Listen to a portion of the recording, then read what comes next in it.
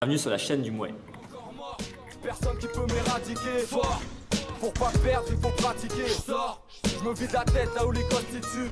Faut que je m'exerce, un stylo, une prod qui tue. Salut à tous, aujourd'hui dans ce combat de légende, je vais vous parler d'un boxeur qui a marqué l'histoire. Il s'agit de Ramon Dekers. Ramon Dekers, c'est un boxeur qui est particulièrement apprécié dans le monde de la boxe thaïlandaise, puisqu'il est en fait, dans l'imaginaire collectif, le premier occidental qui a été chez les Thaïs les battre dans leur stadium, dans leurs règles. Effectivement, Ramon Dekers, c'est un boxeur hollandais qui a combattu dans les années 90 pas mal à Bangkok et aussi partout dans le monde contre des Thaïs, parfois contre des champions du Lumpini. Ramon Dekers, il était connu pour sa puissance, c'était quelqu'un qui avait la foudre dans les poings. Il était capable de terminer un combat sur une accélération et vraiment c'est la puissance qui dégageait qui marquait les gens et les esprits à l'époque. Ramon Dekers, il bénéficie vraiment d'une aura particulière dans le milieu de la boxe thaï, mais il ne faut pas croire que c'est le pourfendeur de taille qu'on imagine parfois. En effet, dans ses rencontres, il a rencontré énormément de taille. Il a pu faire tomber les plus grands, comme je disais tout à l'heure, il était suffisamment dangereux pour être craint par n'importe qui, mais il a également perdu beaucoup de combats. D'ailleurs, dans ses statistiques, en essayant de retracer un petit peu ses combats contre les Thaïs, j'ai noté qu'il avait 13 victoires pour 21 défaites. Alors, il faut bien voir que on connaît le chauvinisme des Thaïs et ainsi que le pointage thaï n'est pas le même que le pointage européen, donc ça a dû lui jouer des tours quand il combattait en Thaïlande dans les stadiums, mais néanmoins voilà, il était capable du meilleur et vraiment de battre n'importe qui et c'est ça qui lui vaut cette aura exceptionnelle qu'il a, mais il a aussi connu un certain nombre de défaites et il n'était pas invincible comme parfois on peut le dire ou l'entendre sur internet. Je ne vais pas retracer l'intégralité de la carrière de Dekers, c'est beaucoup de travail. L'objectif, c'est comme d'habitude de vous présenter un combat de légende et aujourd'hui ça sera le combat entre Ramon Dekers et Isara Sakrerin à Bangkok pour une ceinture du Lumpini Stadium. Parce qu'il faut bien savoir une chose, c'est qu'il se dit beaucoup de choses sur Ramon Dekers qui sont parfois pas vraies. Par contre, il y a une chose qui se sait pas beaucoup et qui elle est vraie, c'est qu'il a été le premier occidental à disputer une ceinture du Lumpini. Et ça pour moi c'est vraiment énorme et c'est quelque chose qu'on devrait savoir quand on parle de Dekers, c'est quelque chose qui devrait être mis en avant. Parce que par exemple, on dit aussi très souvent qu'il a été Fighter of the Year en 1992, et ça c'est pas vrai. Il n'a pas été Fighter of the Year en 92. Le Fighter of the Year en 92, c'était Jaronsap Katbonchang et pas Ramon Dekers. D'ailleurs, ils se sont rencontrés ensemble en 93 et Dekers a perdu ce combat. มีทางแอนเตอร์ซินนะครับเข็มละ500 บาทนักมวยที่แตกแอมอนตามเตะขวาไปทีนึงจุดทองโต้แข้งตรงทองเตะซ้ายแอมอนโต้แข้งขวาไม่ Par contre, en 92, ce qui est vrai, c'est que Ramon Dekers, il a eu une distinction particulière où les Thaïlandais l'ont nommé meilleur combattant étranger de l'année. Sachant que c'est une distinction qui, à ma connaissance, n'a jamais été redonnée après à d'autres personnes. C'était vraiment juste pour lui qu'ils ont fait cet événement. Mais il n'a pas été élu Fighter of the Year en Thaïlande, sachant que, encore une fois, on connaît le chauvinisme des Thaïs parfois. Je pense que c'est quelque chose qui aurait vraiment été inimaginable à cette époque-là. Une autre récompense qui a été accordée à Ramon Dekers, c'était beaucoup plus tard, à la fin de sa carrière, c'était en 2013, où il a reçu une distinction de la famille royale pour le remercier dans ses services rendus pour le sport, pour le Muay Thai en Thaïlande. Et il a été nommé ambassadeur de tous les combattants étrangers en Thaïlande. Voilà, donc il y a encore une fois pas mal de choses qui se disent sur Ramon Dekers liées à son aura et à l'affection que lui portent les gens qui ne sont pas forcément vraies. Et il y a d'autres choses qui sont pour le coup vraies et que les gens ne savent pas. Donc il faut savoir démêler le vrai et le faux. Et d'ailleurs du coup j'ai modifié la page Wikipédia de Ramon Dekers en préparant ce CDL parce que ça me semblait important tout simplement de mettre en avant les vraies choses qu'il a réalisées. Il faut savoir que Ramon Dekers il était vraiment adulé en Thaïlande. Les parieurs avaient forcément beaucoup d'attrait pour lui puisqu'il était susceptible de renverser la situation dans un combat à n'importe quel moment, de faire changer sa cote à chaque round. J'en parle d'ailleurs dans cette vidéo là et c'est une des raisons qui fait qu'il était particulièrement apprécié là-bas. Un des premiers exploits qu'a réalisé Ramon Dekers, c'est quand il a battu à Amsterdam Nampon. Alors Nampon c'était un champion du Lumpini, c'était vraiment une énorme star en Thaïlande à cette époque. Et donc Ramon Dekers l'a rencontré à Amsterdam. Il y a beaucoup de gens qui disent que ce combat a eu lieu à Paris, c'est pas vrai, le combat il a eu lieu à Amsterdam. Et donc pour la première fois, les Thaïlandais ont suivi ce combat à la télé, il y avait vraiment un engouement derrière Nampon. Et pour la première fois, le champion du Lumpini se fait battre par un occidental en direct à la télé. Alors ça a eu des répercussions énormes, c'est notamment ça qui a donné à Dekers une aura particulière en Thaïlande et le fait décoller sa carrière en Thaïlande, même si par la suite il y aura ces affrontements avec Koban qui ont marqué l'histoire, on en parlera une autre fois. Mais donc ce jour-là, Ramon Dekers bat le champion du Lumpini à Amsterdam.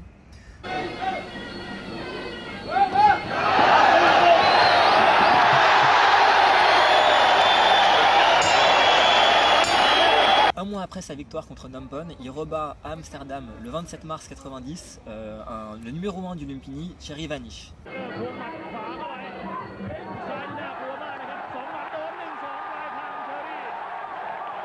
Fort de ses succès et malgré une défaite revanche contre Nampon à Bangkok, Ramon Dekers va se voir offrir la possibilité de disputer une ceinture du Lumpini.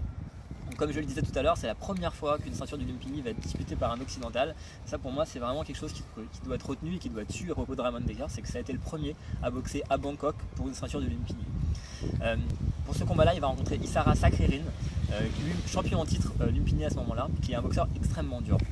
Ce combat aura lieu le 27 novembre 1990. Isara Sakririn est le champion poids léger du Lumpini et rencontre donc Ramon Dekers. Là, Isara Sakririn, il va mettre en place une stratégie qui va être payante, c'est qu'il va faire tout le premier round contre Dekers en droitier. Il va inciter Ramon Dekers à tourner vers sa jambe gauche. Et en fait, Isara Sakririn, il est gaucher. Et à partir du deuxième round, il va se mettre en gaucher.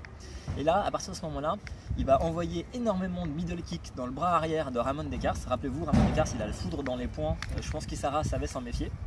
Il va vraiment avoir comme game plan lui casser les bras à coups de middle pour limiter les risques qu'il prendra en anglaise. Ça donne un combat qui est extrêmement dur, extrêmement rugueux sur tous les rounds. Et Ramon Dekers, il va déclarer après le combat et même longtemps après que ce combat-là, il pense l'avoir gagné et que s'il a été donné perdant, c'est parce qu'il n'a pas effectué de ramway au début du combat. Il y a pas mal de gens qui disent aussi que Ramon Dekers il se faisait souvent voler en Thaïlande. C'est probablement vrai, je pense qu'il y a des combats où il a été un petit peu volé parce qu'en Thaïlande on sait qu'il faut mieux mettre KO l'adversaire pour pas avoir de surprise. Mais ce combat-là, contre Isara, pour moi, il perd tous les rounds.